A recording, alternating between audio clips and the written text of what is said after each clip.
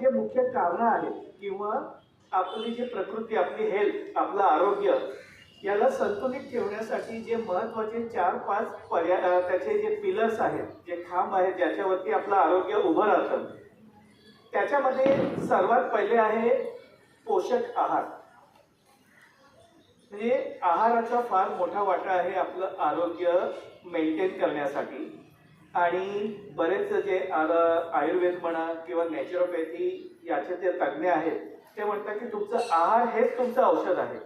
जर का तुम्ही चुकीचा आहार खाल्ला तर तुम्हाला आजारपण येणार, आणि जर का तुम्ही व्यवस्थित आहार घेतला तर तेच आजारपण बरं सुद्धा होऊ शकतं, एवढी क्षमता आहारांमध्ये आहे. तर हे आहार योग्य असणं फारच महत्वाचं आहे. पण तुम्ही जेव्हा औषधं घेता, तुम्ही नॉर्मली सगळे एलोपॅथी औषधं, जे मॉडर्न मेडिसिन आपण म्हणतो, जे केमिकल बेस्ड औषधं आहेत, त्या डॉक्टरांना तुम्ही विचारलं की काय पथ्य पाळायचं आहे का, डॉक्टर म्हणतील नाही, पथ्य पाणी काय नाहीये, तुम्हाला जे खायचंय ते खा, जे तुम्हाला जमेल ते खा. परंतु आयुर्वेद म्हणतं की तुम्ही एक वेळा औषध नाही खाल्लं तरी चालेल, पण तुम्ही पथ्य पाळायला पाहिजे. कारण चुकीच्या आहारामुळे जर का तुम्हाला आजारपण येत असेल तर जोपर्यंत तुम्ही ते दुरुस्त करत नाही तोपर्यंत तुमचं आजारपण बरं होऊ शकत नाही. तर आहार हा फार महत्वाचा वाटा आहे आरोग्याबद्दल. बरेच वेळा काय होतं की आपण आपल्या सोयीसाठी सकाळी एक वेळा जेवण करून ठेवतो पूर्ण दिवसासाठी, आणि मग संध्याकाळी तेच गरम करून खातो. हे आपण आपलं कन्व्हिनियन्स पॉईंट ऑफ व्ह्यू आपण हे करत असतो.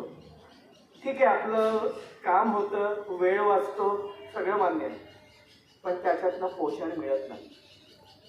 पोषण फक्त तुम्हाला फ्रेश फूडमधनंच मिळतं. ताजा जो आहार असेल त्याच्यातूनच मिळतं. आणि ताजा आहार याला म्हणतात की तुम्ही जेवण बनवलं त्याच्या 3 ते 4 तासामध्ये जर का त्याचा वापर केला तर ते फ्रेश फूड आहे.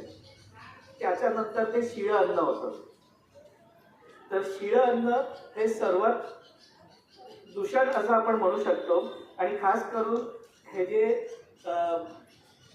सिनियर सिटीजनचे जे एज ग्रुप आहे, नॉर्मली आयुर्वेदामध्ये असं काही वयोगटाप्रमाणे, म्हणजे वात, पित्त आणि कफ, आयुर्वेदाचा जे मुख्य सिद्धांत आहे वायू, पित्त आणि कफ, हे आपल्या शरीरामध्ये त्रिदोष असतात.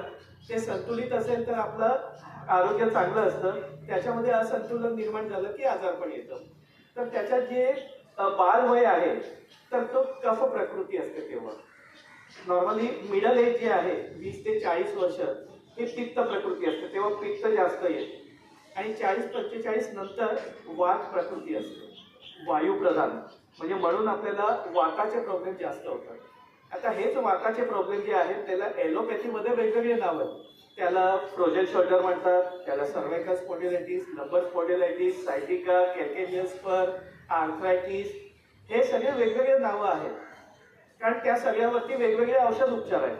परंतु आयुर्वेदाप्रमाणे हे सगळे वाताचे विकार आहेत.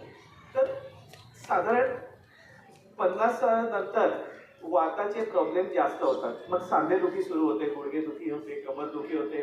डॉक्टर म्हणतात की वंगण कमी झालेलं आहे, तुमची हाडं झिजलेली आहेत, हाडं एकामेकावरती घासली जात आहेत, मणक्याची झीज झाली आहे, मणक्याची गादी दाबली जाते. हे सगळे त्याला वेगवेगळे शब्दांमध्ये लोकांना सांगितलं जातं.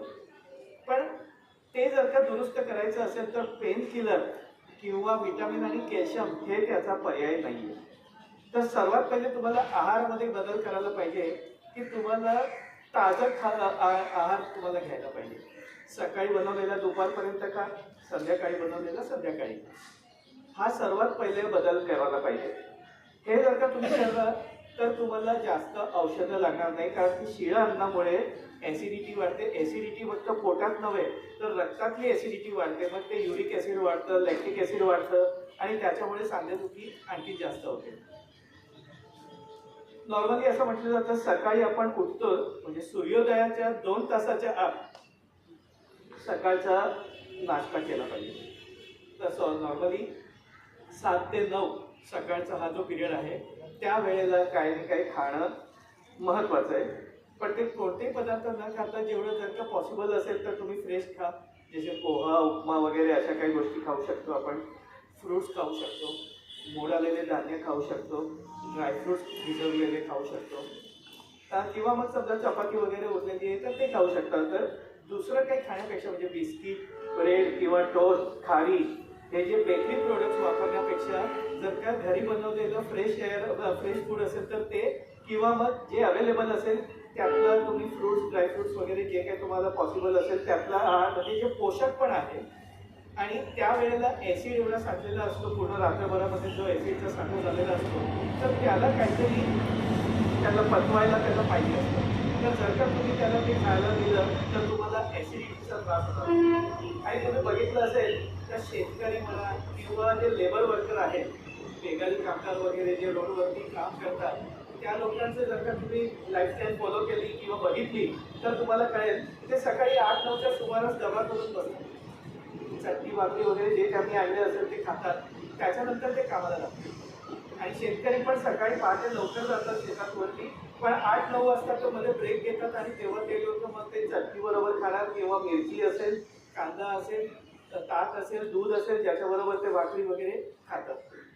तर त्यावेळेला तुम्हाला एनर्जीची जास्त गरज असते. तर बरेच वेळा मी बघितलं की खास करून स्त्रिया जे आहेत तर त्या पहिले कामाच्या टेन्शनमध्ये सकाळी लवकर नाश्ता करत.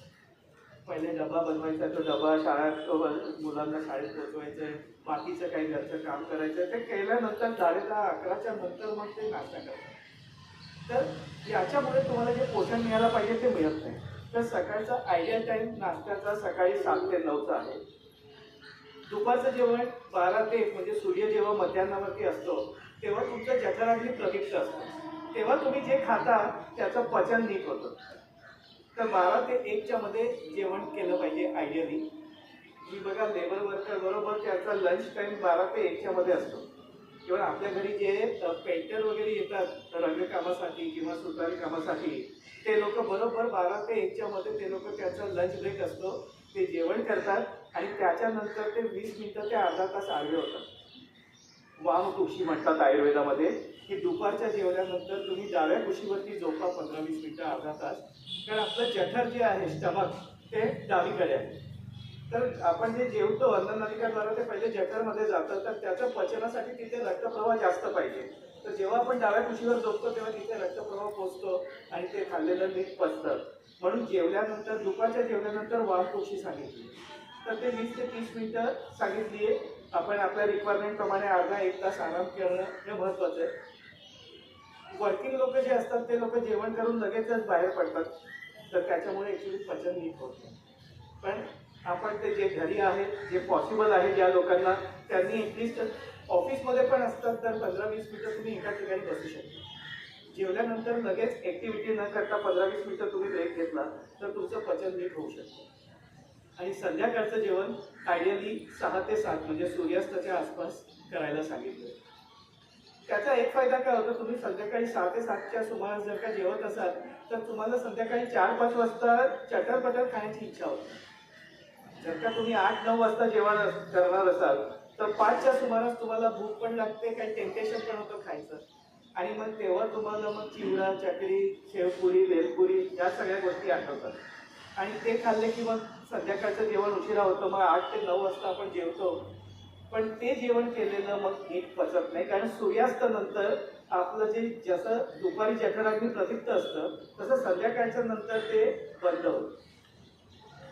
तर संध्याकाळी तुम्ही 7-8च्या नंतर जेवढं उशिरा जेवाल, एकतर तेव्हा भूक जास्त लागते, त्याच्यामुळे तुम्हाला जास्त खाल्लं जातं. तुम्ही अर्धी चपाती कमी नाही करू शकत. समजा तुम्ही 9 वाजता 10 वाजता जेवत असाल तर तेव्हा तुम्हाला क्वांटिटी जास्त जाते, तुम्हाला जास्त खाणं खावं लागतं आणि ते खाल्लेलं नीट पचत नाही. तर खास करून जे सिनियर सिटीजन आहे त्यांचं जेवण आयडियली 7च्या सुमारास त्यांनी करून घ्यायला पाहिजे. मग त्यांना भूक लागेल तर मग ते रात्री दूध पिऊ शकतात, फ्रूट्स खाऊ शकतात, तसं किरकोळ काही खायची इच्छा झाली तर ते खाऊ शकतात. पण जे फूड आहे, पोट भरून जे आपण जेवतो ते संध्याकाळी वेळेवर जर का जेवून घेतलं तर त्याचं पचन नीट होतं. तर या काही गोष्टी आहेत की जे फार महत्त्वाचे आहेत. पण